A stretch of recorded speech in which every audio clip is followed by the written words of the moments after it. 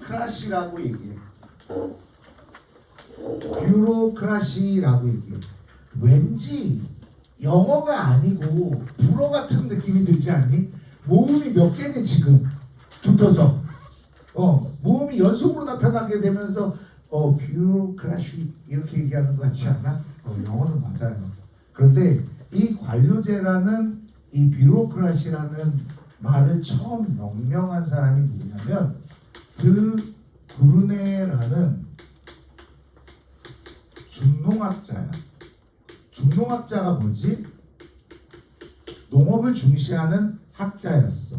하지만 지금까지의 산업의 패러다임이 농업에서 제조업으로 산업혁명으로 바뀌는 시기였어. 예전에 농업을 할 때는 야, 손 오라. 야, 건초 치워. 야, 밥 깔아. 야, 뭐해.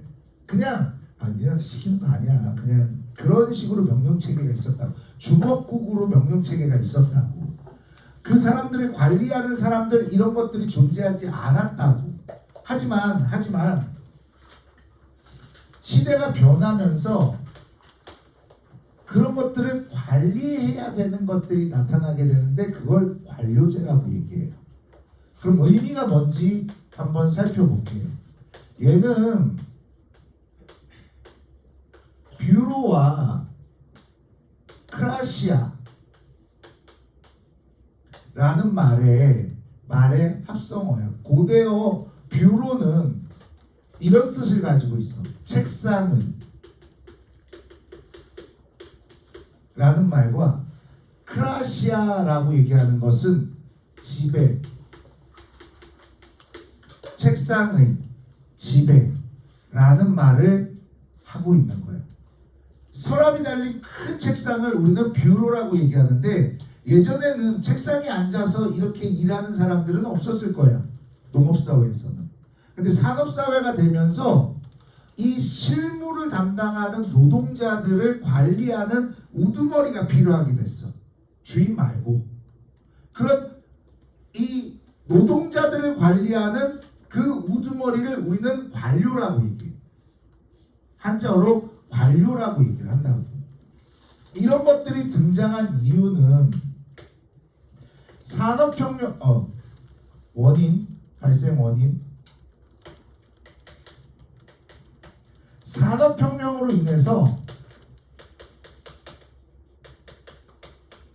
혁명으로 인해 대규모 조직이 등장을 하게 되고 대규모 조직이 등장을 하게 되고 이 대규모 조직을 관리하기 위한 조직 관리 시스템이 이 관료제라고 얘기를 할 수가 있습니다. 자, 얘네는요 이렇게 생각하면 돼. 아까 우리 공식 조직 배웠지. 공식 조직이 사회 조직이라고 했어. 걔네들은 어떤 것들을 갖고 있었어? 목표와 경계가 뚜렷하고 규약과 절차가 교체적이며 그 권한과 책임이 명확하다 이렇게 얘기를 했었잖아. 똑같은 거야. 그럼 공식 조직을 관리하기 위한 시스템이기 때문에 똑같은 거야. 그렇게 생각해도 무방하다는 얘기야. 내가 관료제에 대한 얘기들을 해주면 얘네의 특징은 이런 거예요. 상명하복에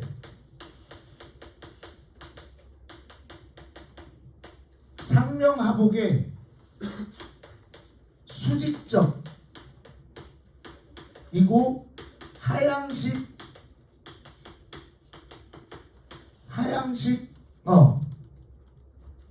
그 의사 결정 구조란 말이야. 얘네의 특징은.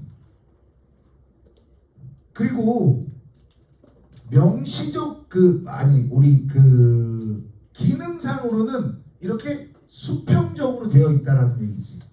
무슨 얘기냐?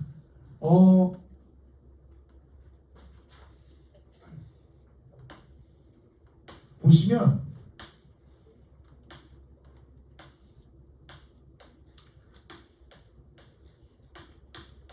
관료제 조직의 모습들을 보시면 이런 식으로 피라미드형으로 생겼거든요. 일을 할 때 이렇게 기능상으로 분업화되어 있는 수평적 기능 구조를 가지고 있다고 얘기해. 어렵네. 일단 지워.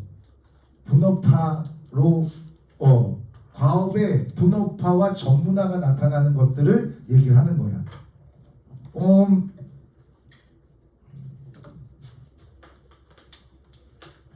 관료제는 이렇게 수익적 구조이기 때문에 수익적 명령 체계를 가지고 있기 때문에 피라미드형으로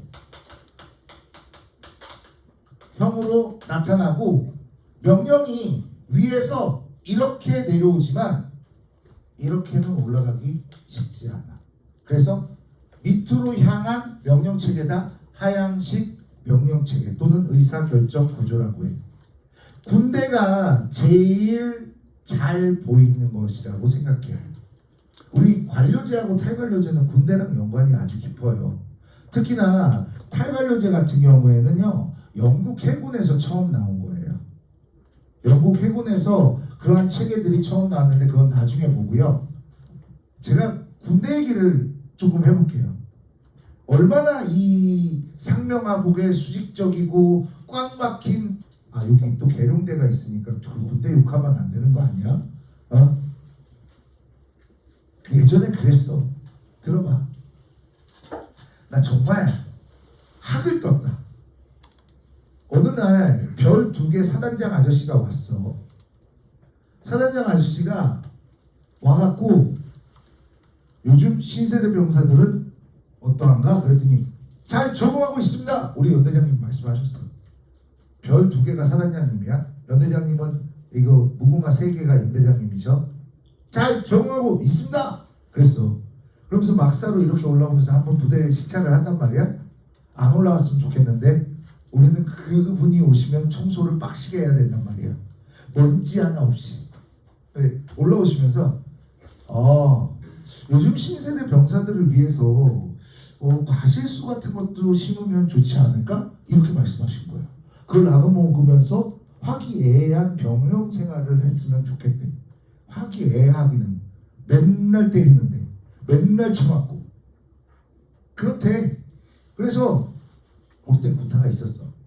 그래서 그리고 사장님이 가셨어. 그러더니 연대장님이 작전과장 부관이죠. 작전과장 네 사단장님 말씀 잘 들었지?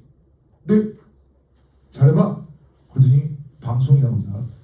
지휘통제실에서 알리겠습니다. 각 부대 지휘관들은 지휘통제실로 집합해 주시기 바랍니다. 이렇게 얘기하는 거예요.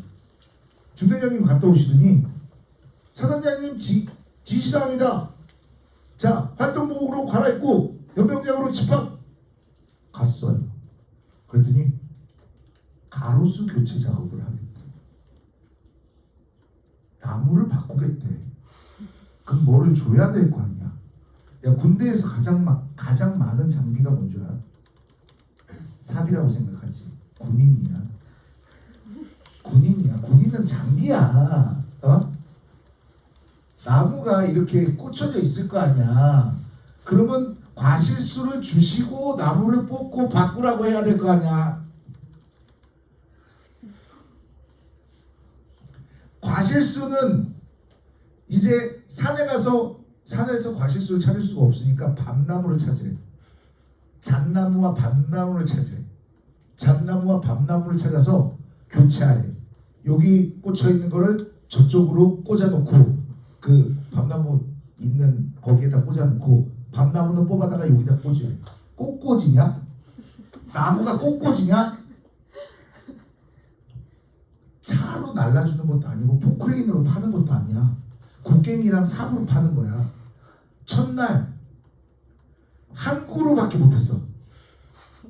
양쪽에서 팠는데 하나 찾아갖고 양쪽에서 팠어. 키가 비슷한 애로 한 그루 탔어. 그걸 트럭으로 날라줘야 될 거 아니야. 산 앞에까지라도. 이렇게 자루가 있어.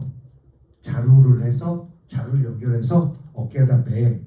20명이서 나무를 들어 올라가. 한 달 걸렸어. 다음날 되니까 2그루 할 수 있더라. 다음날은 이제 조직적으로 변하게 되더라. 빨리 끝내고 어떻게 해보려고.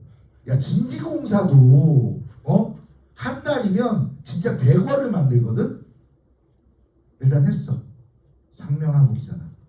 군단장님이 오셨다. 별 3개가 오셨어. 헬기도 엄청 큰 게 왔어.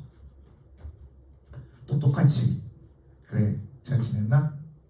그러면서 오 가로수가 바뀌었군 이렇게 말씀하시는 거. 오래간만에 오셔서 바뀌었군. 그러게 예 그렇습니다. 신세 병사들을 위해서 과실수로 다 바꿔놨습니다. 무슨 나무인가? 이거 밤나무 아닌가? 그러는 거야. 네 맞습니다. 자네 정신이 있어? 근무 가다가 밤이라도 잘못 밟아봐. 머리에 떨어져봐. 병사 손실이 얼마나 나겠어? 정신 있는 거야 없는 거야? 그러고 가셨어. 아 그 한마디 또 했어. 당장 내 사무실로 들어와. 그분 원래 우리 부대는 그 준장 진급하시는 분만 와. 진급 못 하셨어. 제대하셨어. 그 사건으로 인해서. 그분이 잘못한 거 아니잖아. 그분은 그냥 시키는 대로 한 거잖아. 별 2개가 가려고 그래서 바꿨는데 그 다음날 어떻게 됐는지 아니? 똑같은 일이 벌어졌다. 교체. 원래 있던 자리에 있던 거 다시 갖고 오고 원래 꽂아놓는 걸로. 이게 무슨 짓이야? 나라 지키러 가갖고 꽃꽂이하고 온 거야 나는? 이게 거짓말이 아니야. 진짜 있었던 일이야 이게. 얼마나 그랬으면 하루 종일 근무 쓴다고 했겠니 내가. 근무 쓰는 거 힘들어. 혼자 서 있는 거야. 근데 그 일이 너무 하기 싫어갖고 12시간 서봤어. 나 병장인데 병장 근무 안 쓰거든. 나 때는 우리 부대에서는. 봐봐 쫙 내려오지. 되게 효율적이지. 야 해 열심히 해. 되게 효율적이야. 얘네들은 우리가 이제 봐야 되는 것들이 뭐냐면 관료제의 기능들을 보시면 첫 번째 기능 몇 번째? 기능들을 보시면 첫 번째 얘는 과업의 전문화 분업화가 돼. 분업화가 이루어지게 돼. 그러면 이렇게 되면 어떻게 되냐면 니네 생활의 달인 봤지? 생활의 달인 보면 그 피자, 나는 그걸 보고 너무나 놀랐는데 피자 박스를 2초인가 3초 만에 이렇게 하고 접는 걸 봤어. 얼마나 많이 접었으면 그걸 접을 수가 있겠어. 이렇게 하루에 똑같은 일을 계속하게 되면 숙련도가 올라가. 과업의 숙련도가 올라가게 되어 있어. 당연히 효율성은 올라가게 되겠지. 효율성이 올라가게 된다라고 할 수 있어요. 그 다음에 두 번째로 우리 규약화 절차에 따른 과업 수행을 합니다. 규약화 절차에 따른 과업 수행을 해. 그러면 뭐가 생겨나냐면 과업의 예측 가능성이 생겨. 이렇게 몇 시간 돌리면 이거를 몇 개를 만들어낼 수 있어. 이런 것들. 그 다음 또 조직의 안정성을 가지게 돼. 조직의 안정성이라고 얘기하는 건 뭐냐면 규약과 절차는 다른 말로 매뉴얼이야. 매뉴얼이 잡혀져 있으면 구성원이 교체가 되더라도 다른 구성원 넣어서 야 이렇게 해. 그러면 톱니바퀴가 제대로 그냥 돌아갈 수 있다는 얘기야. 그래서 그 조직의 안정성 또 뭐 표준화 이런 것들이 이루어질 수 있어. 그 다음에 우리 지위 그러니까 엄격한 위계 질서를 가지게 되니까 지위가 명확하게 나타나다 보니까 이거에 대한 그 권한과 책임이 명확하다라고 할 수 있어. 네 번째,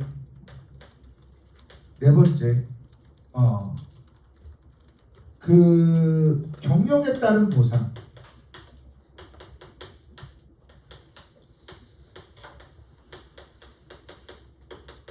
다른 말로 연공서열이라고 해.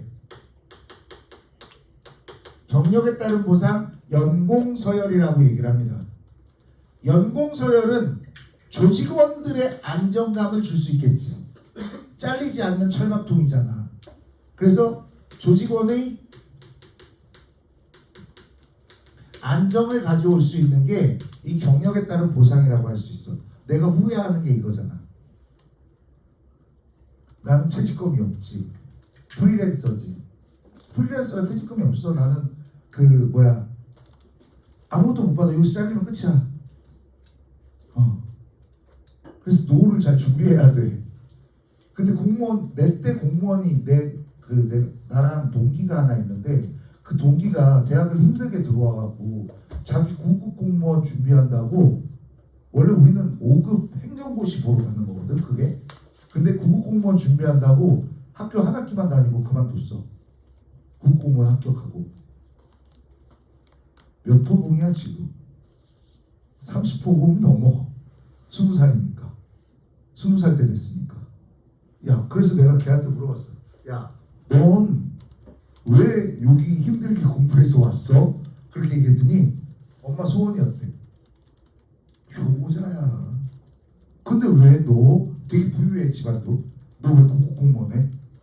그냥 편하게 살라고. 돈 안 벌어? 제 돈이 있어. 와. 꿈 없어? 꿈 없어. 내 꿈은 그냥 편하게 사는 거야. 근데 이 친구가 나중에 이렇게 만났잖아. 나중에 만났는데 뭐 하고 있냐면 주민센터에서 이렇게 이렇게 걸고 있더라. 걸고 이렇게 정리하고 다니고 이쪽으로 가십시오, 이쪽으로 가십시오 이거 하고 있더라. 그래서 너 뭐야? 그랬더니 부동장이래. 너 몇 호봉이야? 그랬더니 몇 호봉이래. 그 몇 급이야? 그렇게 물어봤더니 4급인가 그렇대. 올라가갖고 민원실에서부터 올라가갖고 그냥 일반직 공무원이었어.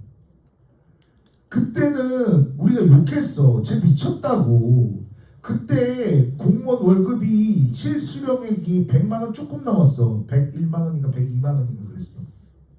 근데 그걸 보존해주기 위해서 보너스가 600%였어. 요즘 연봉 같은 게 아니었으니까 600%. 그러니까 2달에 한 번씩 본봉이 나와. 수당도 나오고. 그래봤자 우리 초봉보다 훨씬. 우리 때는 그냥 뭐였냐면 원서 넣으면 웬만하면 회사 갈 수 있었어. 그렇게 치열하진 않았어. 은행 초봉이 320이었고 그냥 대기업이 한 280이 됐어. 2배 차이 나잖아. 근데 갔어.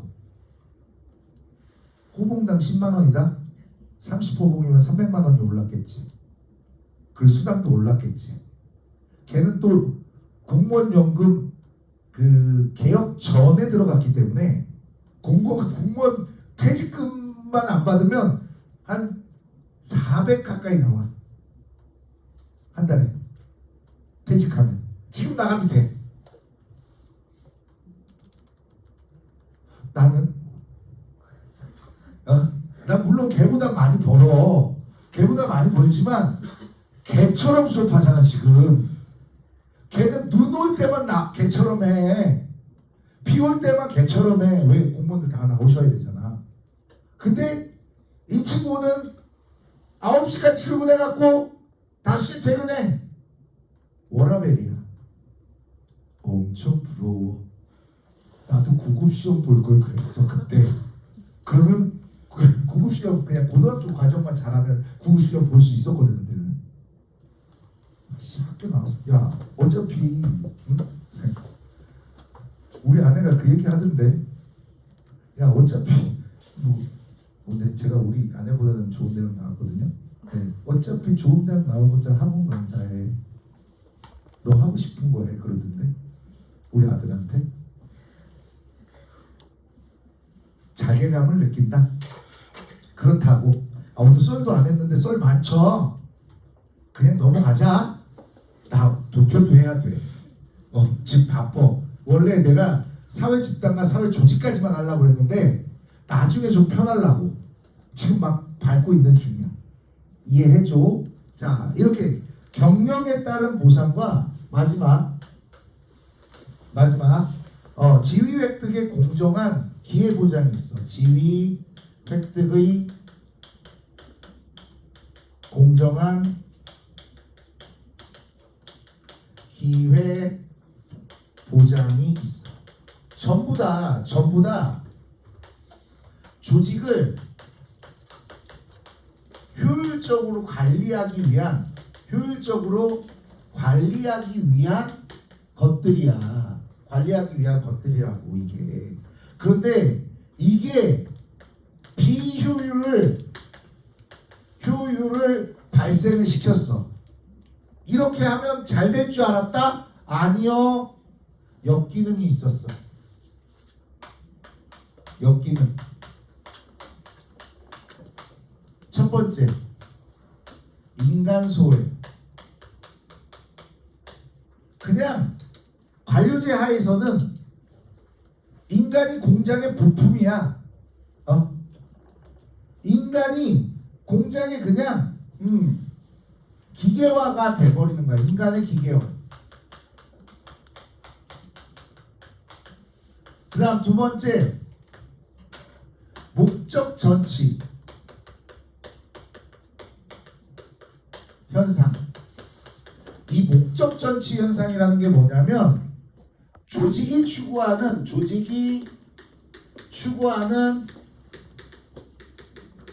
목표와 다른 과업 수행이야.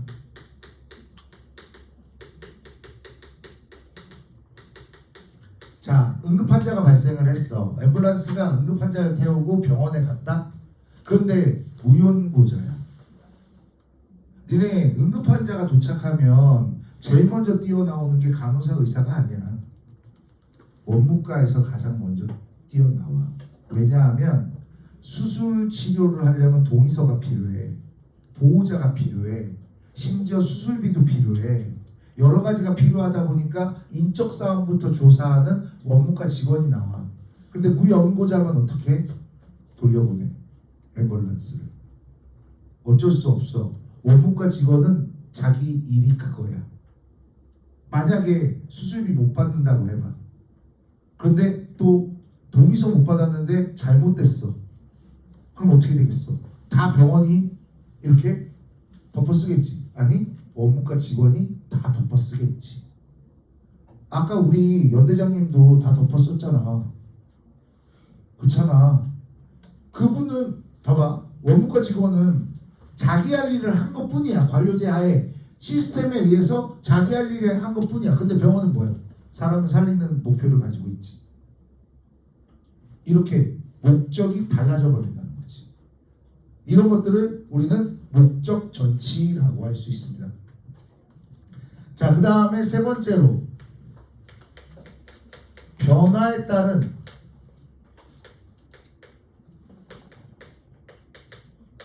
적응력이 부족해져. 맨날 하는 일만 한다? 하는 일만 하다 보니까 다른 일을 할 수가 없어. 이게 숙련도가 높아지긴 하지만 부서를 옮기게 되면 난 아무것도 할 수 없어. 그래서 변화에 따른 그 적응력이 부족해진다. 그리고 마지막으로 무사 안일주의 또는 복지 부동하다는 거예요. 무사 안일주의 복지 부동하다라는 거지. 우리 공무원 철밥통 이런 거 들어봤지? 요즘은 젊은 친구들이 공무원 안 해. 내가 얘기했지, 공무원 가르쳤다고. 그래, 합격률이 가장 높은 교수 기억 안 나? 4명 중 3명 합격? 기억 안 나? 얘가 보면 나와요. 네. 그런데 도표는 보셔야 돼요. 근데 도표는 끊어지고 가면 안 되기 때문에 도표 봐야 돼요. 그거 보내줄 테니까. 저희 여기 보강 보내주셨어요? 네. 엄마도 보내주고 학생한테도 보내주고. 네. 보내줄 테니까 개념 아는 사람들은 개념 안 봐도 되지만 보는 게 좋을걸? 보는 게 좋을걸? 자, 어쨌든 무사안일주의, 내 할 일만 하면 돼. 그러니까 다른 것들 신경 쓰지 않아. 움직이지 않는다고. 조금만 내 할 일에서 벗어나면 하지 않는다는 얘기예요. 그런 것들이 비효율로 나타나게 됩니다. 그래서 나타난 게 뭐야? 다시 효율성을 찾고자 한 것이 이제 두 번째 나오는 탈관료제.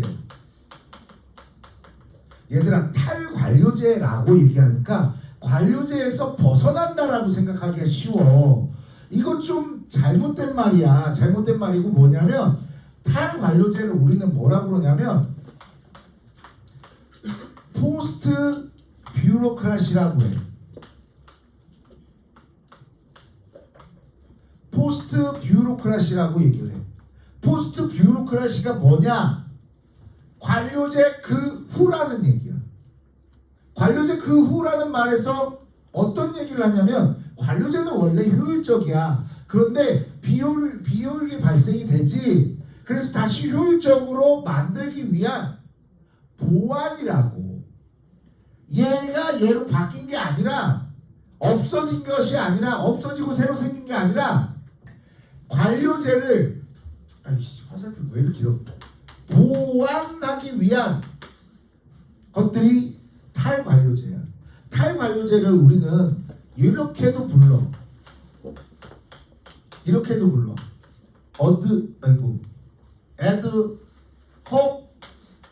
에드호크라시라고도 불러. 에드호크라시라고도 불러. 이 에드호크라시가 뭐냐면 크라시아. 앞에서 우리 크라시아는 배웠으니까 에드호크이라는 말이 뭐냐면 얘는 이거야. 임시의 라는 뜻이고 크라시아는 지배라는 거야. 임시의 지배. 이 말과 같은 말이 이런 것들이야. 태스크포스 팀. 아까 제가 군대랑 연관이 있다고 얘기했었죠. 관료제나 탈관료제나 군대랑 연관이 있고 탈관료제는 영국 해군에서 처음 나왔다라고 얘기를 했었어. 이 TFT가 뭐냐면 태스크포스 팀이라는 뜻이야. 태스크포스 팀, 태스크 과어, 포스 군대, 팀 과업을 수행하기 위한 군대라는 뜻이죠. 제가 요즘 나오는 전쟁 영화를 좀 얘기를 해볼게요. 여러분들 옛날 전쟁 영화를 보면 떼거지로 올라가고 막 총 쏘고 막 이랬어. 그런데 요즘 전쟁 영화는 국지전이야. 그러니까 이렇게 몇 명이 이렇게 투입돼서 미션을 끝내는 거야. 마치 미션 임파서블은 알잖아. 알지? 우리 톰 형 알지? 에반 알잖아. 그런 것들이랑 똑같아. 요즘 전쟁 영화를 보면 첫 장면이 핵폭발이 이렇게 일어나는 거가, 또는 뭐 요인이 납치되었어, 또는 나쁜 짓을 하는 나쁜 놈이 있어. 저 장면이야. 그리고 따라란 따라란 따단, 그리고 이제 막 이제 오프닝이 나오고, 그 다음에 이제 이런 문제가 있다 뭐 이렇게 나오다가, 그래서 그걸 해결하기 위해서 각 부대에서 가장 잘하는 애들, 각 분야에서 제일 잘하는 애들을 이렇게 차출해와. 그래서 모여갖고 미션을 수행을 하려고 그러는데 얘네가 안 맞아. 서로가 기싸움하면서 치고받고 막 싸우고 막 이러다가 투입이 돼야 돼서 투입이 딱 됐어. 투입이 돼서 이 미션을 수행하는데도 티격태격해. 그러다가 한 명이 전사해. 그러면서 이제 조직력이 크게 불어나. 그래서 미션을 수행을 해. 그리고 마지막 장면은 노을이 지는 비행장에서 이 성조기를 쓴 이 관이 하나 나오고 애들이 다 이러고 있어. 그리고 마지막 이 노을 지는 여기에서 어깨동무를 하고 이렇게 걸어가는 게 영화의 스토리야. 전부 다 똑같아. 미국의 전쟁 영화 요즘 거는 이거야. 이게 태스크포스 팀이야. 어떤 과업 수행을 위해서 각 분야의 전문가들을 뽑아서 과업을 수행하고 나면 다 다시 흩어지는 자기 부대로 돌아가는 거. 이게 애드호크라시라는 거야. 임시의 지배라는 거야. 얘가 좋은 점이 뭐냐, 얘네 특징이 뭐냐라고 하면, 얘는 일단 수평적 조직 구조야. 아까는 수직적 조직 구조였지. 그리고 하의 상달, 하의 상달이 무슨 얘기냐면 밑에 의견이 위로 전달돼. 상향식 의사결정 구조를 얘기를 한다라고 할 수 있어. 그 다음 두 번째, 얘네 같은 경우에는 유연한 조직이 돼. 중간 관리자, 이게 되게 많이 나옵니다. 중간 관리자가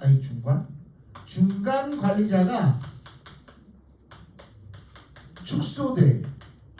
이게 뭐야? 관료야. 이 뜻이 관료라고. 중간 관리자라는 말이 관료라고 바꿀 수 있다는 거지. 이 관료들이 줄어들게 돼. 유연한 조직이 된다고. 무슨 얘기냐면 우두머리 밑으로 이 중간 관리자가 한두 명밖에 없어. 재무, 뭐 인사 이 두 명밖에 없어. 그리고 다 실무자야, 전문가야. 요즘 시스템은. 제 제자가 얼마